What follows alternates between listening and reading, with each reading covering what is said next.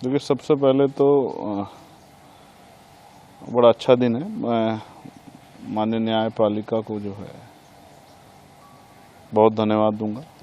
जो जेल में रहता है उसी को जेल का एहसास होता है। मैंने 16 महीने जेल में बिताए हैं। तो उनका एक बड़ा अपराध जो मुझे नज़र आता है वो ये है, हालांकि मुकदमे तो उनके ऊपर बहुत सारे हुए हैं, कि उन्होंने यूनिवर्सिटी बनाई है। अगर वो यूनिवर्सिटी नहीं बनाते तो शायद इतनी बड़ी कार्रवाई उनके खिलाफ नहीं होती। देखिए, सबसे पहले तो बड़ा अच्छा दिन है। मैं माननीय न्यायपालिका को जो है बहुत धन्यवाद दूंगा और एक ही लाइन से पहले उनके लिए मंगल कामनाएं करूंगा, अच्छे स्वास्थ्य की और दीर्घायु होने की। जो जेल में रहता है उसी को जेल का एहसास होता है। मैंने 16 महीने जेल में बिताए हैं और किस तरह का, जब आप सरकार के खिलाफ जेल में हो, जब सरकार आपके खिलाफ हो, तब किस तरह की परेशानियों का सामना आपको करना पड़ता है, ये भी किसी छिपावा नहीं। तो जिस तरह मैं 16 महीने जेल में रहा सरकार के खिलाफ लड़ाई लड़ते हुए, उसी तरह से आजम साहब जो हैं, क्योंकि उन्होंने सरकार के खिलाफ लड़ाई लड़ी और उनका एक बड़ा अपराध जो मुझे नज़र आता है वो ये है, हालांकि मुकदमे तो उनके ऊपर बहुत सारे हुए हैं, कि उन्होंने यूनिवर्सिटी बनाई है। अगर वो यूनिवर्सिटी नहीं बनाते तो शायद इतनी बड़ी कार्रवाई उनके खिलाफ नहीं होती। आप ये देखो, एक यूनिवर्सिटी यहाँ सहारनपुर में थी ग्लोकल, उसको बनाने वालों का क्या हाल हुआ, और एक थी ये मौलाना अली जौहर, इसको बनाने वालों का। अगर राजनीति कहीं और नहीं चलती है तो फिर वो जाके चलती है एएमयू में। ये किसी से उत्तर प्रदेश के अंदर छिपावा नहीं। तो बड़े कष्ट का समय उन्होंने काटा, 23 महीने जेल में रहे, लगभग 2 साल। बहुत सारे ऐसे भी लोग हैं जो अभी जेलों में हैं, दिल्ली में बहुत सारे, उमर खालिद से लेकर सब लोग जेल में हैं।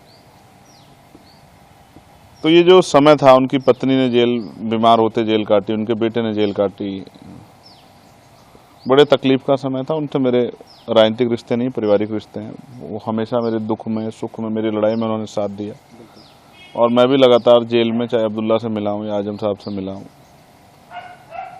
या उनके घर परिवार में जो है, उनकी जो पत्नी है तंजीम फातिमा जी, उनसे जो है मेरी मुलाकात हुई। और जिस तरह उन्होंने मुझसे दर्द बयां किया था, और उन्होंने मुझसे कुछ नहीं, बस यही कहा कि आप कोशिश कीजिए, प्रार्थना भी कीजिए और पार्लियामेंट में भी कोशिश कीजिए कि आवाज़ उठे। तो मैंने पार्लियामेंट में हमेशा, जब भी अवसर आया, तो मैंने आजम साहब को जो झूठे मुकदमे लगा के जेल में डाला गया, ये आवाज़ उठाई और मीडिया के माध्यम से भी, प्रोटेस्ट में भी अपनी बात को रखा। तो आज मैं बड़ा